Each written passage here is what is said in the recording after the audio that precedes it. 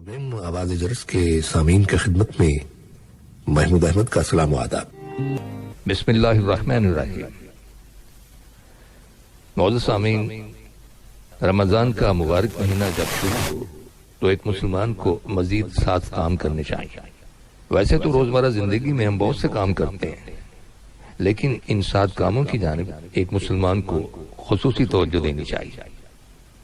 جو شخص روزہ رکھتا ہے اور پھر قیام کرتا ہے تو وہ اس نیت سے روزہ رکھتا ہے کہ یہ عبادت ہے اور اللہ نے یہ مجھ پر فرض کیا ہے، اور وہ اللہ سبحانہ تعالیٰ سے اجر کی امید سے یہ کام کرتا ہے، خواہ وہ روزہ رکھے یا قیام کرے۔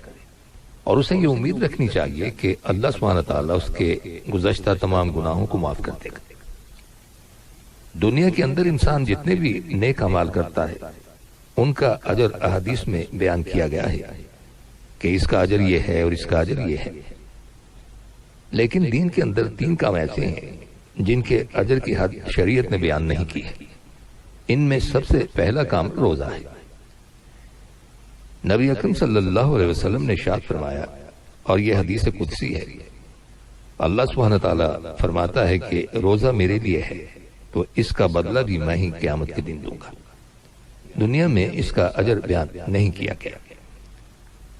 اللہ سبحانہ تعالیٰ اس کا کتنا اجر دیں گے ہماری عقل اس کا تصور نہیں کر سکتی۔ اسی طرح ایک دوسری جگہ ارشاد فرمایا گیا کہ جو شخص کسی کو معاف کر دیتا ہے تو ایسے انسان کا اجر بھی اللہ سبحانہ تعالیٰ پر ہے کہ وہ اس کا کتنا اجر دے گا۔ اللہ سبحانہ تعالیٰ اپنی عظمت اور شان کے مطابق اجر عطا فرماتا ہے۔ اس بات کو سمجھانے کے لیے ایک مثال پیش خدمت ہے۔ ویسے مثال اللہ سبحانہ تعالیٰ کے لیے ممکن نہیں ہے۔ ارشاد ہے کہ اللہ کے لیے کوئی مثال بیان نہ کرو، لیکن انسان کی خواہش ہوتی ہے کہ بات اس کی سمجھ میں آ جائے۔ ایک دفعہ حاتم طائی کے پاس ایک شخص کھانا لینے کے لیے آیا۔ حاتم طائی نے اسے چاول یا گیہوں کی 10 بوریاں دے دی تو وہ شخص کہنے لگا، آپ نے 10 بوریاں دے دی، مجھے تو ایک وقت کا کھانا چاہیے تھا۔ تو حاتم طائی کہنے لگا، تو نے اپنی ضرورت کے مطابق مانگا اور میں نے اپنی استطاعت کے مطابق دے دیا۔ اب ذرا سوچئے کہ اللہ سبحانہ تعالیٰ جو قادر مطلق ہے، جو ہمارا خالق اور پروردگار ہے، جو سارے جہانوں کا مالک ہے، اگر وہ اپنی شان، رحمت اور عظمت کے مطابق دے گا تو وہ کتنا ہوگا۔ تو جو شخص معاف کرتا ہے، اصلاح کا کام کرتا ہے، تو اس کا اجر بھی انلیمیٹڈ یعنی لامحدود ہے۔ اسلام کے ظہور کے ابتدائی دنوں میں عرب کے لوگ نبی اکرم صلی اللہ علیہ وسلم کی تعلیمات کی کوئی پرواہ نہیں کرتے تھے، یہاں تک کہ انہوں نے آپ کو مجنون تک کہا۔ استغفر اللہ۔ قرآن حکیم میں اللہ سبحانہ تعالیٰ نبی اکرم صلی اللہ علیہ وسلم سے خطاب ہوئے فرماتا ہے، میرے محبوب، جب میں کہہ رہا ہوں کہ آپ دیوانے نہیں ہیں، ساری دنیا کہے تو پریشانی کیا ہے؟ دنیا میں آپ جیسا اخلاق تو کسی کے پاس نہیں ہے۔ آپ تو خلق عظیم پر فائز ہیں۔ لوگوں کے طعنے سننا، لوگوں کے مذاق برداشت کرنا، لوگوں کی جانب سے دی جانے والی تکلیفوں کو برداشت کرنا، اس کا بے شمار اجر ہے۔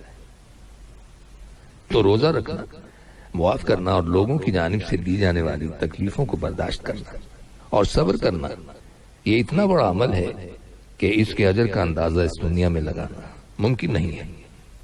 اس کا اجر اللہ سبحانہ تعالیٰ ہی دے گا، اور کتنا دے گا، جو اس کی شان بے نیازی اور عظمت کے لائق ہے۔ تو رمضان میں سب سے پہلا کام روزہ رکھنا اور پھر قیام کرنا ہے۔ دوسرا کام جو رمضان کے مبارک مہینے میں بزرگان دین کیا کرتے تھے، وہ قرآن حکیم کی زیادہ سے زیادہ تلاوت کیا کرتے تھے۔ رمضان قرآن کا مہینہ ہے، تو دوسرا کام جس سے ہم رمضان میں فائدہ حاصل کر سکیں وہ یہ ہے کہ ہم قرآن حکیم کی کثرت سے تلاوت کریں۔ ایک صحابی نے نبی اکرم صلی اللہ علیہ وسلم سے سوال کیا، اللہ کے رسول، میں قرآن حکیم کتنے دن میں مکمل کروں؟ تو آپ صلی اللہ علیہ وسلم نے ارشاد فرمایا، 40 دن میں۔ یہ پہلی رہنمائی ہے۔ عام دنوں میں ایک مسلمان کو 40 دنوں میں قرآن مکمل کرنا چاہیے۔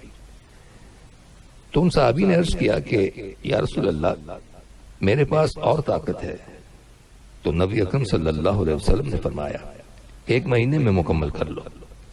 کہا کہ مجھ میں تو اور طاقت ہے، تو نبی اکرم صلی اللہ علیہ وسلم نے فرمایا 20 دن میں پڑھ لو۔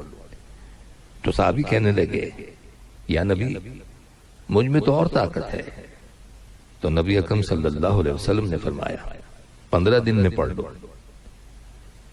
چھٹی مرتبہ پھر پوچھا تو آپ صلی اللہ علیہ وسلم نے کہا 10 دن میں مکمل کر لو۔ 7ویں مرتبہ پھر پوچھا کہ اللہ سبحانہ تعالیٰ نے مجھے اور طاقت دی ہے، تو آپ صلی اللہ علیہ وسلم نے ارشاد فرمایا آپ 7 دنوں میں پڑھ لو۔ پھر سوال کیا کہ اللہ نے مجھے اور طاقت دی ہے، میں اور پڑھنا چاہتا ہوں، تو نبی اکرم صلی اللہ علیہ وسلم نے فرمایا 3 دن میں پڑھ لو۔ اس کے ساتھ ہی آپ صلی اللہ علیہ وسلم نے فرمایا جو شخص 3 دن سے کم عرصے میں قرآن حکیم مکمل کرتا ہے وہ پڑھ تو لیتا ہے لیکن سمجھتا نہیں ہے۔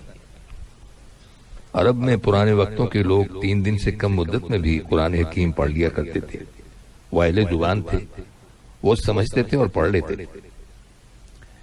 حضرت امام بخاری رحمۃ اللہ علیہ کو دیکھیے، حضرت عثمان رضی اللہ تعالیٰ عنہ کو دیکھیے، وہ ایک قرات میں قرآن حکیم پڑھ لیتے تھے۔ قرآن حکیم پڑھنے کا اجر الگ ہے، اور قرآن حکیم کو سمجھنا یہ اس میں اور اجر کا اضافہ ہے، اور اس پر عمل کرنا یہ اصل مقصود ہے، اور اس کو آگے پہنچانا یہ اصل ذمہ داری کی ادائیگی ہے۔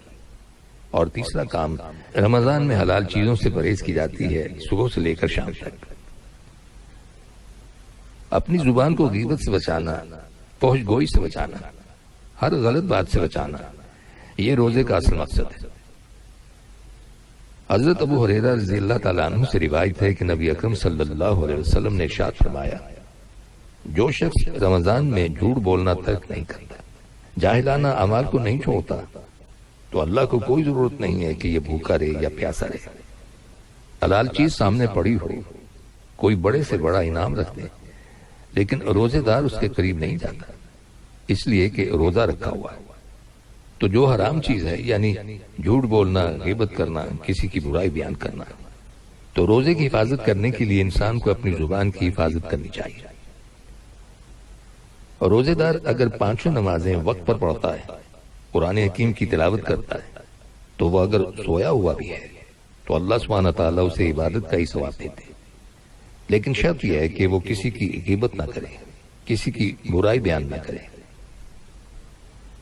قرآن حکیم میں ارشاد باری تعالیٰ ہے جس کا ترجمہ ہے بے شک نماز مومنوں پر وقت کی پابندی کے ساتھ فرض کی گئی ہے، یعنی اس کے فرض ہونے میں، اس کے اہم ہونے میں کسی شک و شبے کی گنجائش نہیں ہے۔ قرآن حکیم میں بار بار ارشاد ہوا ہے وَأَقِیمُوا الصَّلَاةَ وَآتُوا الزَّکَاةَ، یعنی نماز قائم کرو اور زکوٰۃ ادا کرو۔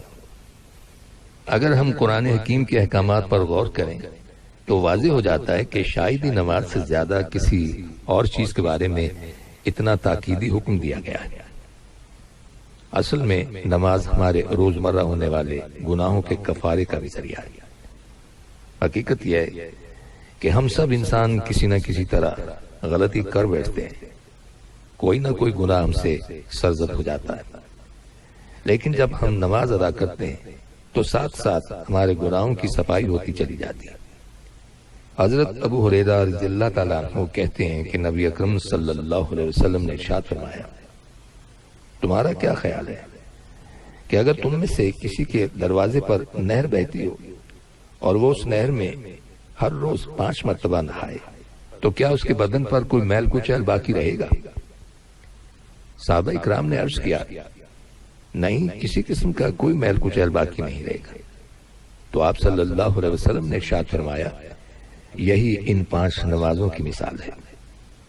اللہ سبحانہ تعالیٰ ان نمازوں کے ذریعے انسان کے گناہ مٹا دیتا ہے۔ تو گویا دن میں 5 مرتبہ پاک صاف ہو کر اللہ سبحانہ تعالیٰ کے حضور حاضر ہونا انسان کے گناہوں کی معافی کا ذریعہ بھی ہے، اور گناہوں کی وجہ سے انسان کے دل پر جو بوجھ طاری ہو جاتا ہے اس کو اتارنے کا سبب بھی ہے۔ اور سامعین، ان کلمات کے ساتھ ہی ہمارے آج کے پروگرام کا وقت بھی اب ختم ہوتا ہے، اس دعا کے ساتھ کہ اللہ تعالی ہم سب کو صراط مستقیم پر چلنے کی توفیق عطا فرمائے، آمین۔ آئندہ ملاقات تک کے لیے محمود احمد کو اجازت دیجیے۔ اللہ حافظ۔